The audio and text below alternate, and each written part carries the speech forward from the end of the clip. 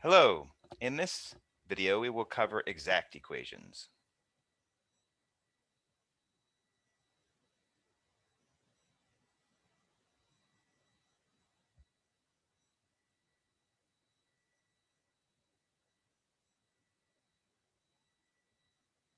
Okay, so previously we've looked at two different methods for solving first order equations. So we've got two methods so far.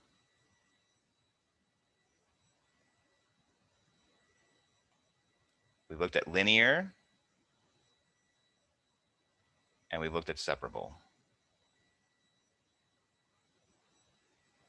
So this section introduces a third type of first order differential equations that we can solve, and those are called exact equations. So the method of exact equations is inspired by the following problem. So suppose we wanted to go through and solve 2x plus y squared plus 2xy times y prime equals 0.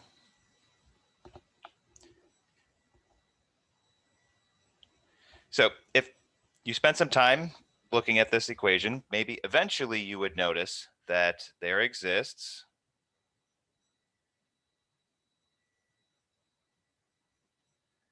a psi of xy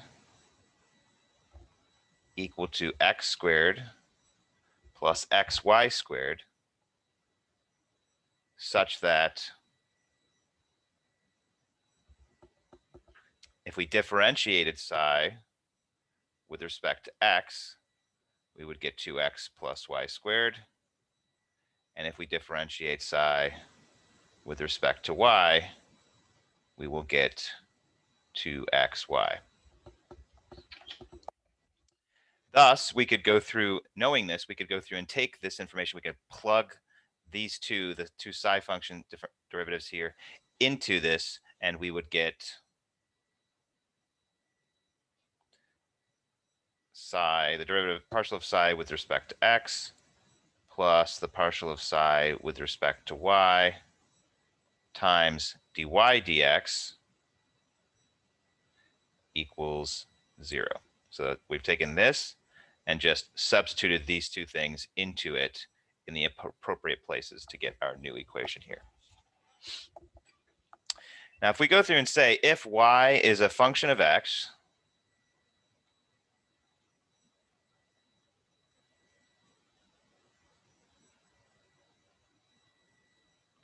then knowing what we do from a multivariable calculus course, the derivative here on the left-hand side can be rewritten into the derivative of psi just with respect to x. All right, so if y is a function of x,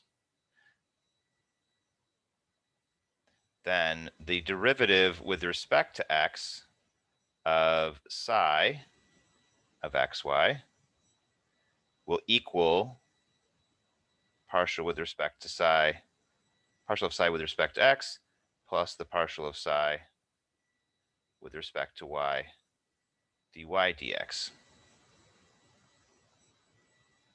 And if this part, this mention of going through and just taking this left-hand side and turning it into the derivative with respect to x of psi and saying that that equals all of this, if that's not familiar, it's a consequence of the chain rule from a multivariable calculus course. So it's just something that you could potentially go and look up, but it's not really a topic for this course.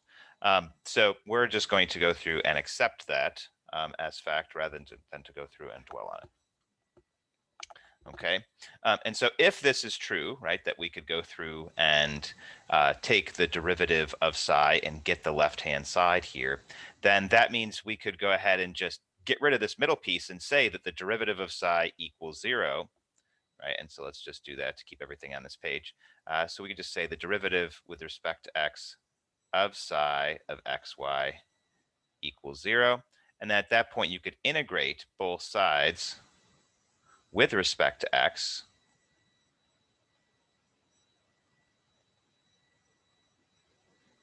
And the antiderivative of the derivative of psi with respect to x is just going to be psi. and then the antiderivative of 0, and the antiderivative is going to be a constant. And then finally, we going all the way back to the beginning, we know that we figured out that psi equaled this, and so we can just pop that in.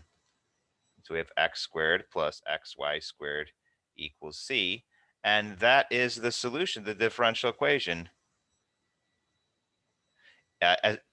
written implicitly, right? So we don't have y by itself here written as a function of x. So it's an implicit solution. So we discussed implicit solutions when we went over separable differential equations. So solutions to exact equations have that in common with the solutions to separable differential equations, and that is that they frequently are implicit. They're implicit solutions.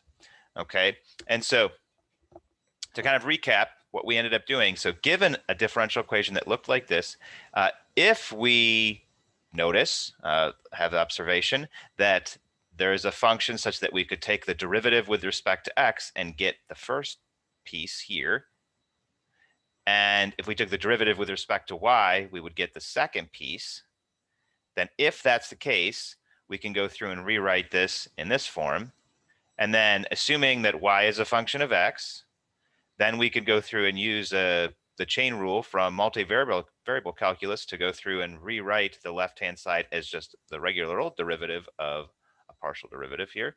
And then at that point, we could integrate both sides and solve the differential equation.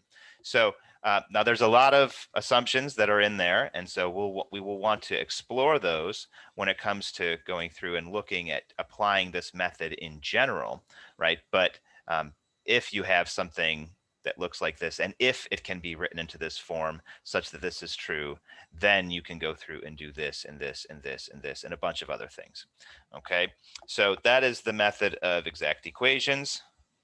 Now it's just a question of going through and answering some of those ifs. Okay. So to start, the method requires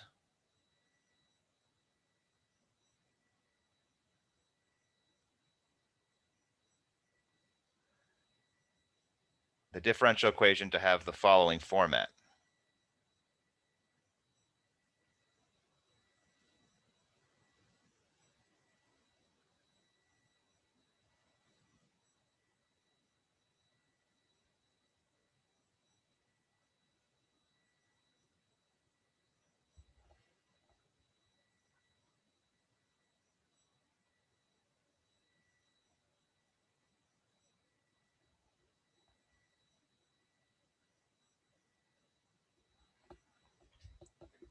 Right, and so it has to have this format, and you'll notice that that's what we did start with right here.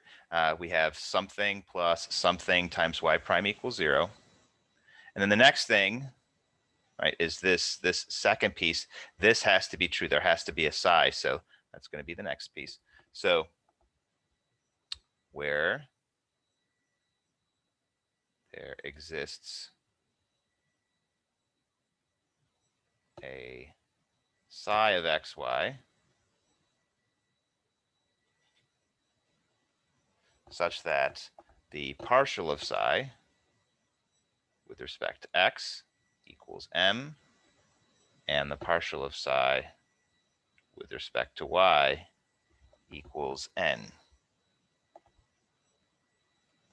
If that's the case,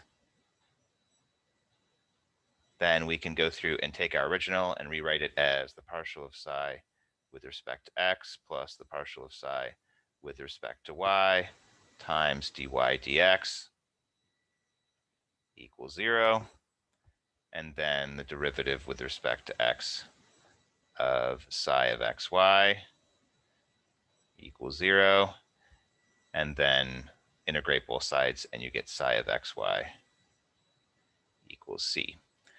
Okay, so the method requires the differential equation to look like this, where there exists a psi such that this is true, and then we could do all the rest of this stuff. So the meat of going through and applying the technique is not to make it look like this. Okay, that would be given. That's would be given when the differential equation is true. The meat of the problem becomes this piece. does there exist a psi such that the partial with respect to x of psi equals m and the partial with respect to y of psi equals n? If that's true, then anything that looks like this can be solved this way. But we need to go through and answer that. Is that true? When is that true? What are the conditions for that to be true? That's the meat of the method, going through and being able to apply an exact equation method. The answer to those questions is given by a theorem.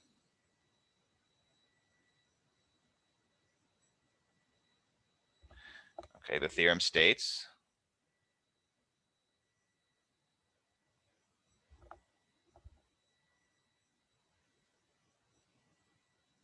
let m differentiated with respect to y and n differentiated with respect to x all be continuous. So again, we need to have continuity. That should seem familiar from previous sections. And the continuity needs to exist from on x over an interval and on y over an interval. Okay, so given this, where m of xy plus n of xy times y prime equals 0. So we have an m, an n, a partial of m with respect to y, a partial with n with respect to x. They're all continuous, and we have something that looks like this. Okay?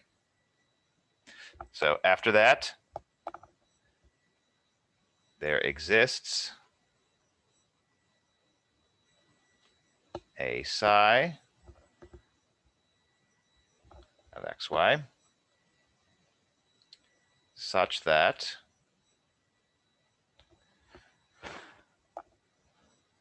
the partial of psi with respect to x equals, actually, let's do this.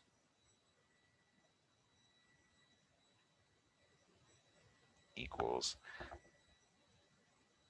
m,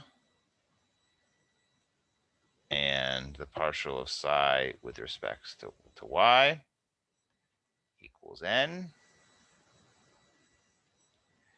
if and only if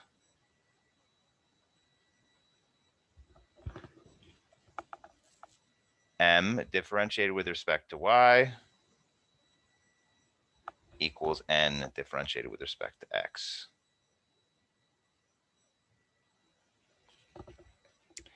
Okay. And so what this does, right, is it tries to answer that question, right? So our question is, does there exist a psi such that this is true? Because that's critical to being able to go through and apply the method. So what the theorem says, does there exist a psi such that this is true? There does. Yes, if and only if we have this condition. And that is that if you take m and differentiate it with respect to y, that it has to equal n differentiated with respect to x.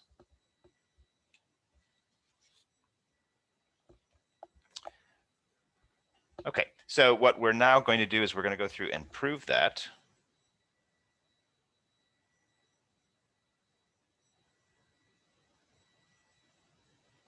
So if you're proving an if and only if statement, what that means is that you need to be able to prove the implication both ways. So it means that if this is true, then this has to be true. And if this is true, then this has to be true.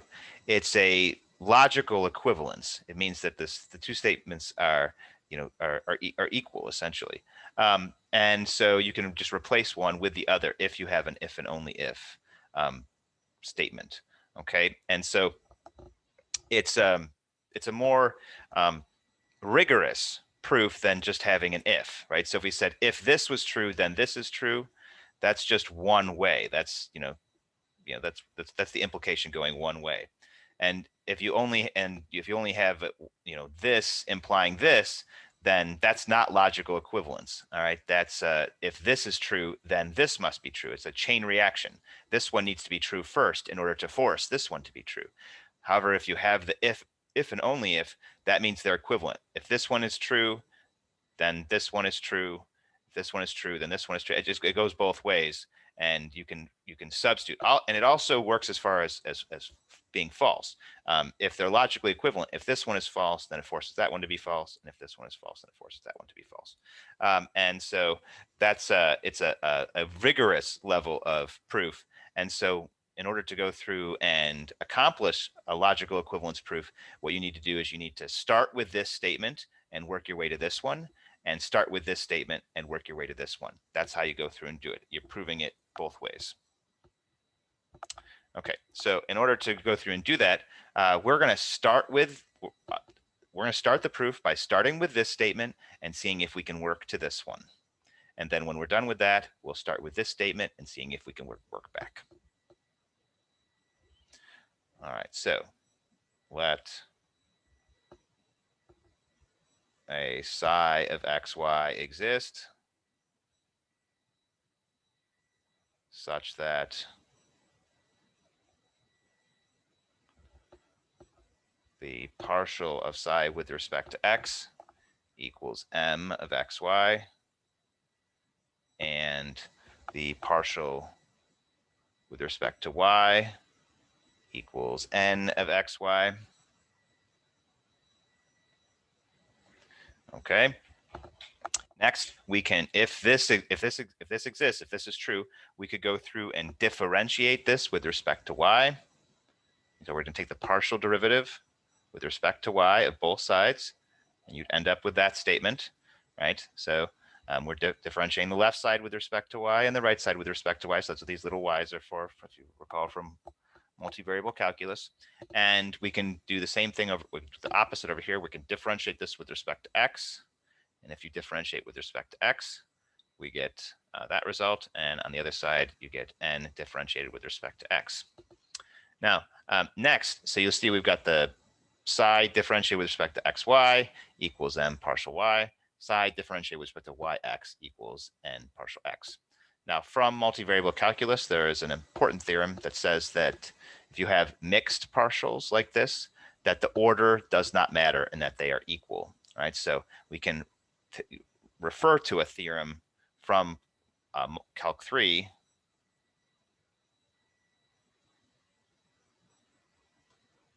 we know that psi of xy equals psi of yx, and thus m differentiated with respect to y equals n differentiated with respect to x.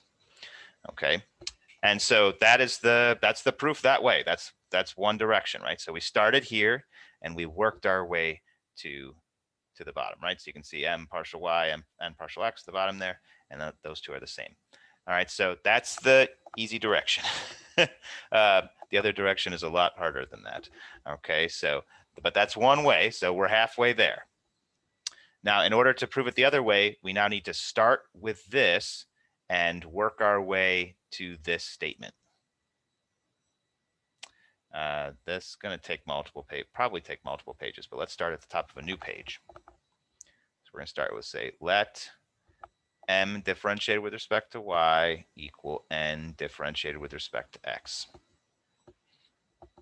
Okay, and then the question we're trying to answer,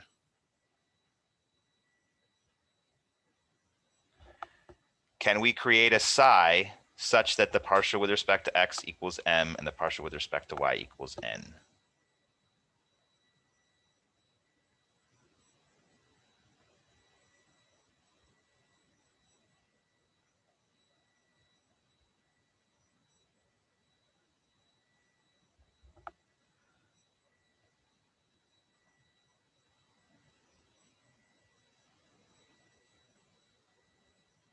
So essentially, that's what we're trying to go through and determine. If so, then the proof is, then the answer is, if the answer is yes, then we've proven it. The proof will be true. You'll be able to start with this and work your way to the other side of the theorem.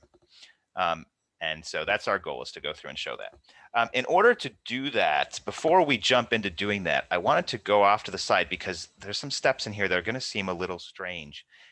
And so I'm going to try and couch them in things that maybe you've already seen before, right? So it'd be like if we asked a question, does a function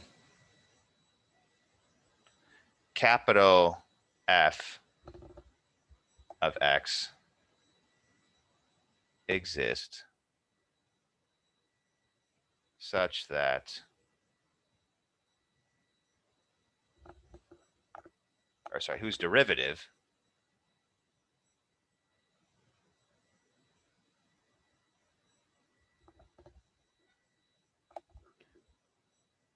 hold on.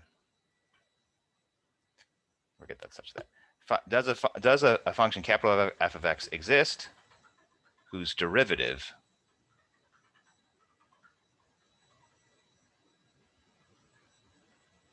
is lowercase f of x equals x? So if you were asked that question, does a function capital F of x exist whose derivative is lowercase f of x equals x?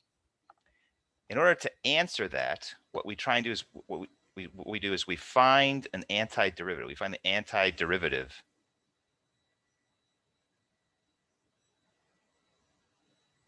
of lowercase f of x equals x. And so what we do is we go through and we integrate x. And when we do that, this is the indefinite integral, and we end up getting, we get x squared over 2 plus c. And so if someone were to ask you, does a function capital F of x exist whose derivative is lowercase f of x equals x? What you would do is you would find an antiderivative, and then you would tell the person, yes, x squared over 2 plus c. And if they were to ask you, what is this plus c? What you would say is you'd say x squared over 2, that's the function that I would differentiate to get x. All right, so this is function whose derivative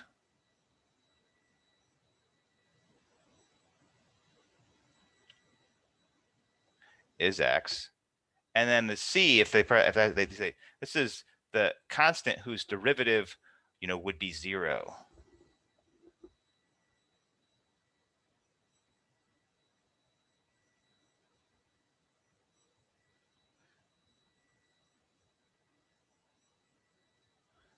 All right, so we throw that c in there to as kind of a placeholder for the fact that when we differentiate functions, constants end up going away. They become 0. All right, so all of this is relevant. That may not seem relevant, but think about it this way, right? So what is this question asking you to do?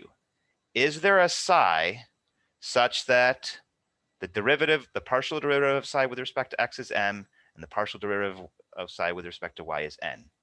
Is there a function whose derivative is x? Is there a function whose derivative with respect to x is m and whose derivative with respect to y is n?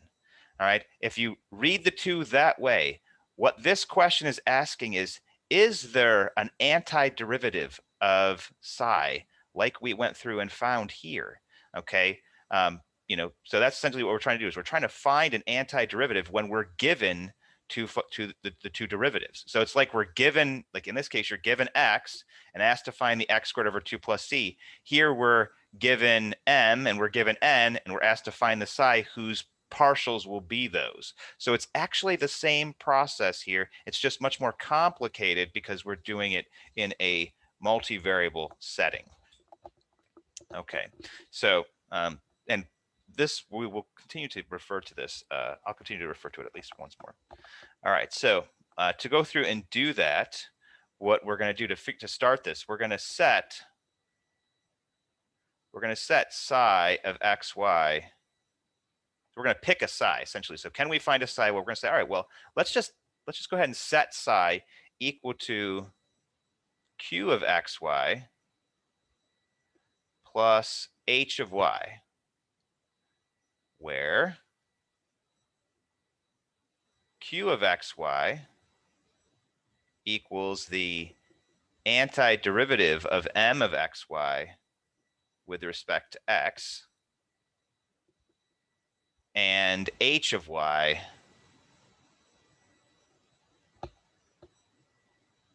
contains the y terms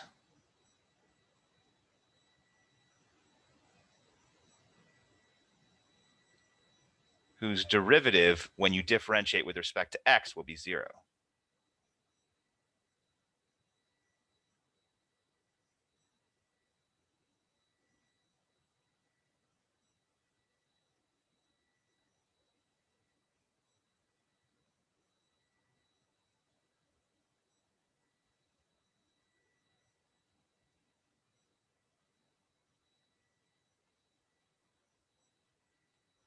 Okay, so let's think about that for just a moment because that might seem odd. So if we're asked to find a psi, we're just going to start off by going ahead and setting a psi equal to something, and it's something. That something is what? So we're going to set it equal to this q of xy. What is that q of xy? Well, if you took m, which you have, right, because you're given m in the problem, if you took m and you integrated it with respect to x, which you could do, right? There's nothing to stop you from going through and integrating a function with respect to x.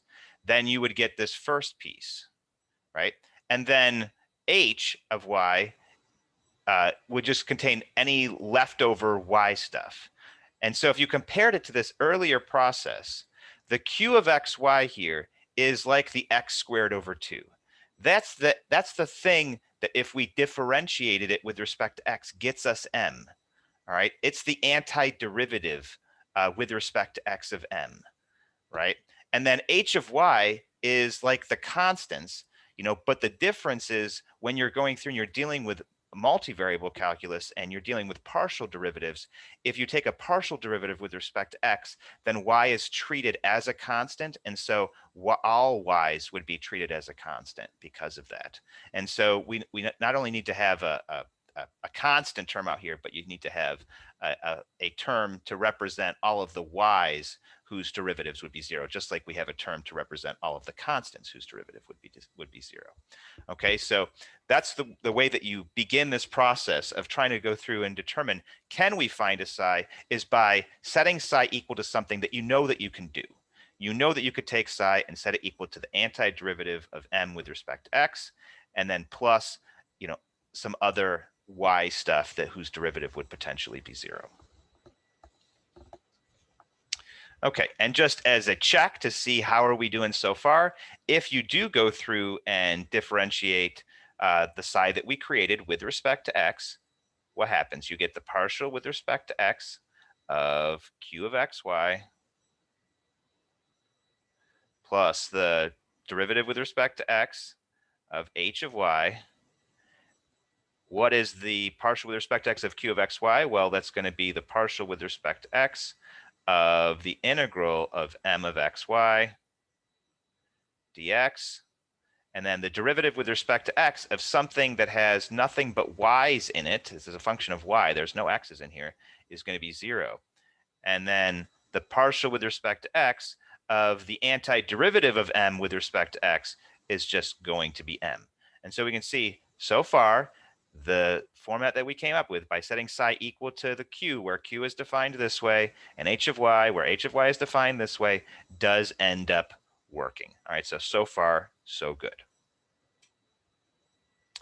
Next, we can take a consequence of that definition that we had for psi, and we can go through and let me just transcribe it here so that you can see it. So psi of xy equals q of xy plus h of y. So I'm just transcribing that, copying.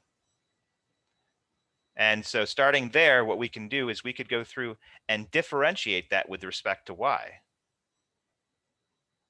Now, why would we do that? Okay, well, the reason that we would do that, if you go back to what the proof is, we're trying to find the partial, we're trying to find a psi such that the partial with respect to x is m, check, and the partial with respect to y is n. So it makes sense once we've got a potential psi to go through and differentiate it with respect to y. So what would that be? It would be the partial of q with respect to y plus, now this is a regular, so now we're differentiating h of y with respect to y, and so we can go ahead and use our prime notation for that. So prime implies that the variables are, the derivative is in terms of the variables that the function is defined, for which the function is defined. Okay, so now that we've got this, what do we want? We want psi of y to equal n. right? So the question becomes, is it possible to take this psi here that we've created and set it equal to n? Can this thing here, which is what partial with respect to y equals, can it equal n? Is that possible? Or another way to read this, or can h prime of y equal n minus the partial of q with respect to y? Now all I've done is just move this over. So is this possible? Can the psi that we created by going through and setting it equal to q plus y plus h and defining it this way, if we take that psi and differentiate it with respect to y, can that equal n, which is what we want, right? We want psi that's partial with respect to y to equal n. Is that possible? Okay, and so that's this question here that I just wrote. Can this equal n? Now that's another way of saying, can h prime of y equal n minus the partial with respect to q of y? Now, why rewrite it like this? Okay, why get h prime of y by itself? The reason is, right, is that n is given in the problem. We know that. We know what n is at the beginning, right? It's given. If you go back to the theorem, right? All the way back to the theorem, right? You have n. It's right here. It's given. We know what n is, okay? So we know what n is. It's given in the problem. What is q? Q is the antiderivative of m. We know that we can go through and take a function and integrate it with respect to x. Okay, so we know that we can go through and find the q. So the only thing here, the thing that's the most unknown, is this h thing. The h thing is this catch-all for any y terms whose derivative, when we differentiate with respect to x, are supposed to be 0. That's the unknown here, not the q. The q is the antiderivative of m, not the n. That's given. And so can we find an h of y such that h prime of y equals n minus the partial of q with respect to y?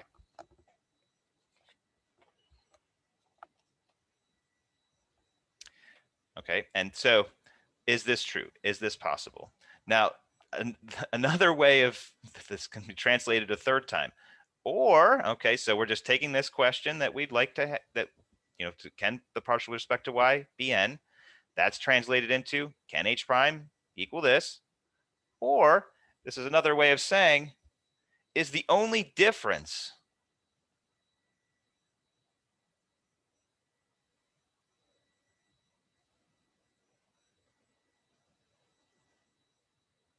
between n, actually, is the only difference between n, and the partial of q with respect to y terms, right? So in order to be able to go through and say, to answer this question, can h prime of y equal the difference between these two things? Well, the answer will be yes, as long as after you subtract these two things, you only get y stuff, right? H prime of y is only going to have y stuff in it, right? If you start off with a function that is in terms of y and you differentiate it with respect to y, the only thing that can be contained in it is y's or constants, but you can't have x's. So is the only difference. So if we can go through and take h prime of y and set it equal to this difference, that will only be if the difference between these two things is only y terms. So you can translate this question into this question: is the only difference between n minus the partial of q with respect to y terms? How do we answer that? Okay, well, what is something that we can go through and use to test that? Well, if you differentiate something that only has y terms with respect to x, then it has to be 0. All right, so the next question is then, is the partial with respect to x of n minus with respect to y equal to 0? So this translates to this, this translates to this, and this translates to this. And then here we can actually go through and do some operations, right? The partial with respect to n, n differentiated with respect to x is the partial of n with respect to x, and the partial with respect to x of q, we can just go ahead and write like this.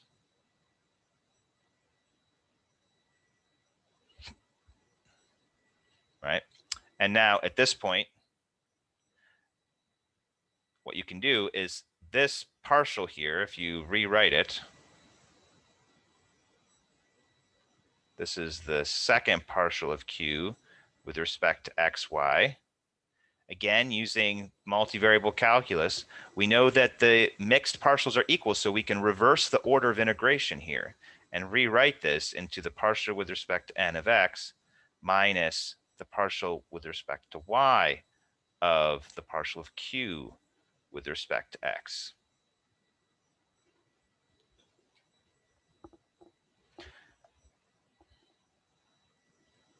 Okay, and then what is the partial of q with respect to x?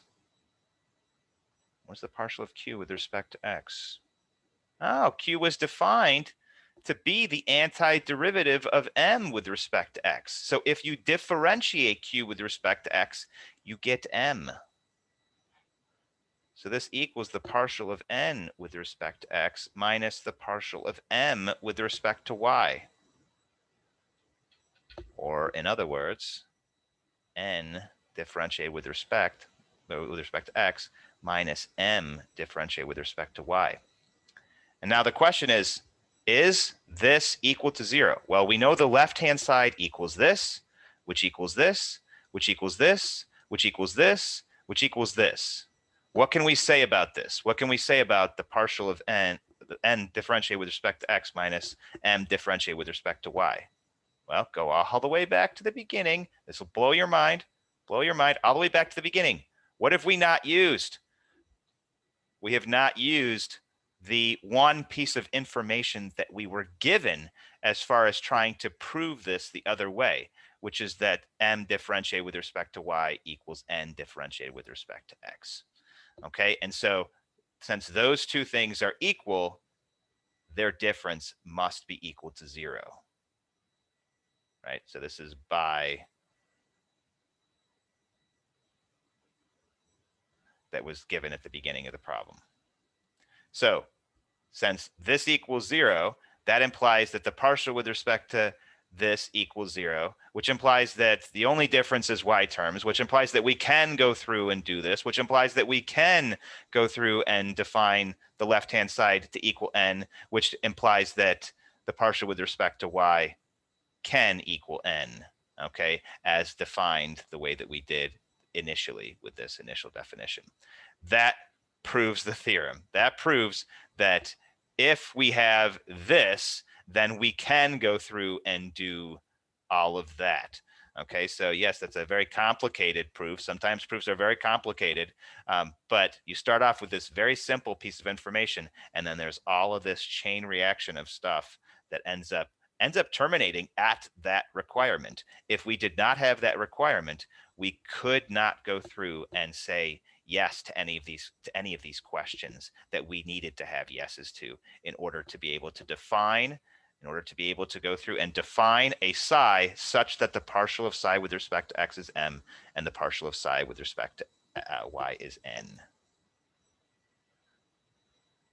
Okay, so that's the proof. Now, how do you go through and use the proof? Well, actually, let's just comment on that briefly. Oops, skipped it. All right, so in order to go through and the way that we apply the proof is essentially we have something that is of this form, and then we use this requirement as our test. If it satisfies this requirement, then we know that there's a psi such that psi with respect to x is m and psi with respect to y is n. And then from there, we just have to find the m and the n. And this is a process that you went through when you were learning in multivariable calculus. When you were taking that course and you went through and you were learning the fundamental theorem of line integrals, you had to go through a similar process where you had a function whose partials were equal to two separate pieces and you needed to integrate. So the process to go through and find the psi given the partial with respect to x and the partial with respect to y, or m and n, should be familiar. And even the test actually is the same test from multivariable. So all of this really should be familiar, but it's couched in the terms of differential equations.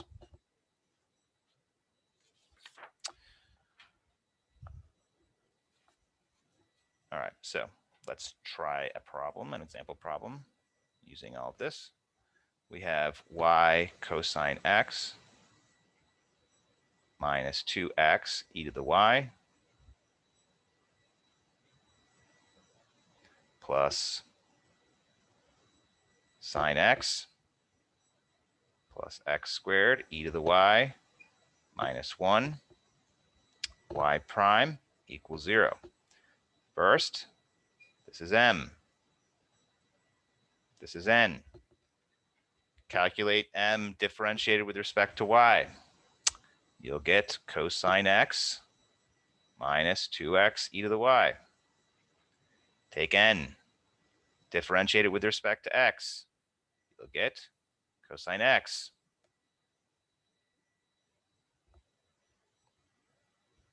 Oops, that's supposed to be a plus. Let's say there's a little problem there. And you'll get 2x e to the y. Sorry about that. And so these are the same. And that is what we need to go through and use the theorem. So one more time, back to the theorem. If partial with m differentiated with respect to y equals n differentiated with respect to x, then that gets us the fact that there exists a psi such that these are true. So m differentiated with respect to y, n differentiated with respect to x, same, thus a psi does exist.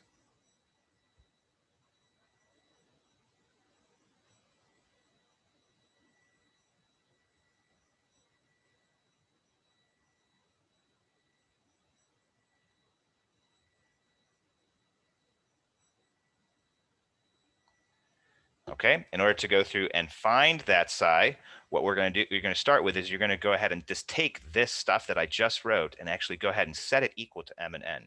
So we're going to say psi differentiated with respect to x equals y cosine x plus 2x e to the y, and psi differentiated with respect to y equals sine x plus x squared e to the y minus 1.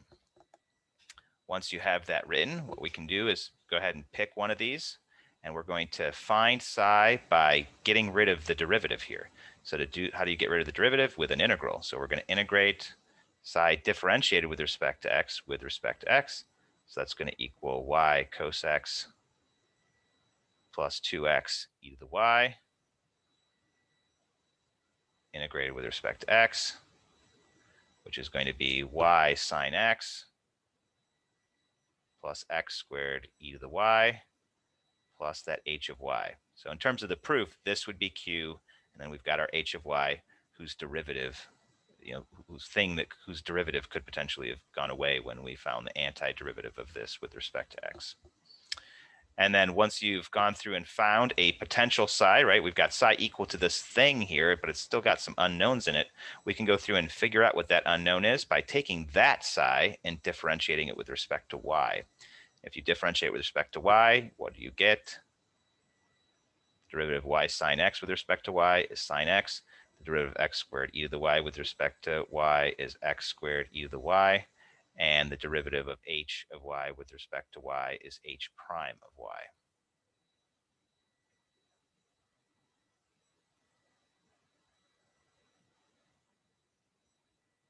Oops, that's supposed to be a y.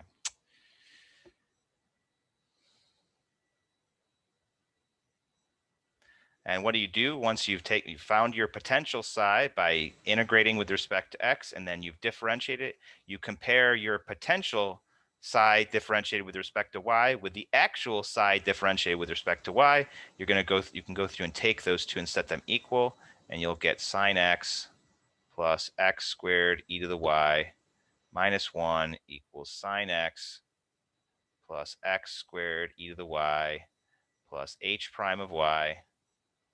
and then the sine x's cancel, the x squared e to the y cancels, and we end up with -1 equals h prime of y.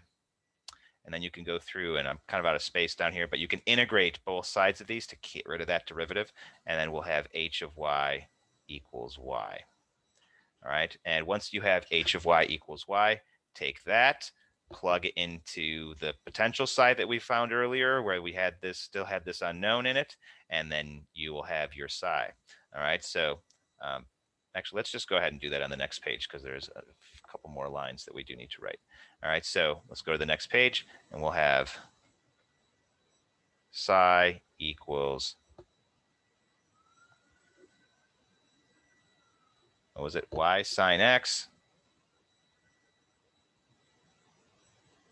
plus x squared e to the y minus y.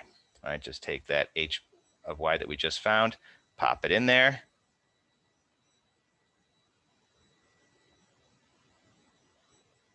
Oh, hold on.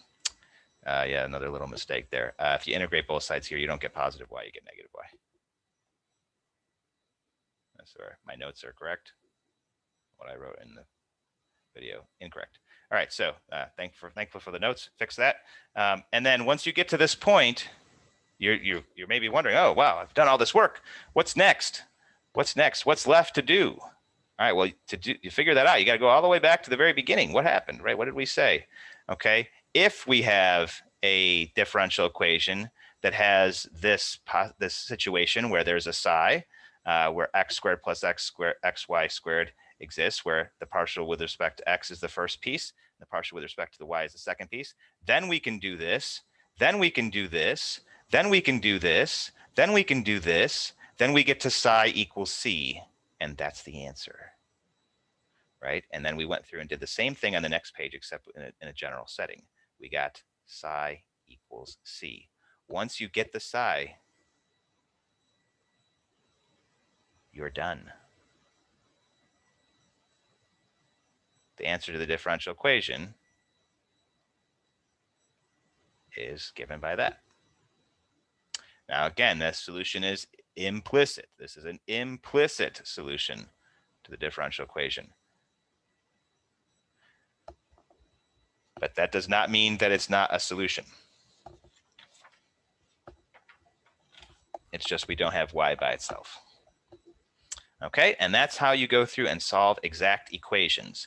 You start off, take the first piece here, define that as m. Take the second piece, define that as n. Take the m, differentiate with respect to y. Take the n, differentiate with respect to x. These need to be the same. If they're the same, then the theorem applies, and we can go through and we can know that there is a psi such that psi with respect to x is m and psi with respect to y is n. If this is true, then we can go through and set these two equal to m and n. Then from there, we can integrate to get rid of the partials and just move stuff around and manipulate it and figure out what psi actually needs to be. And then once you get the psi, you're just done. Set it equal to a constant. Okay. That is the video. So that covers exact equations. I guess I could say one more thing. If these two are not the same, what do you do? If they're not the same, then a psi does not exist such that psi differentiate with respect to x is m and psi differentiate with respect to y is n. And if a psi does not exist, that means that the method cannot be used. All right, you cannot solve it using the exact equation method. So if you do go through and do this test and they are not the same, then just stop, you're done. You cannot use exact equations to solve the problem. Okay, so with that, that concludes the video. Thank you for watching. I'll see you next time.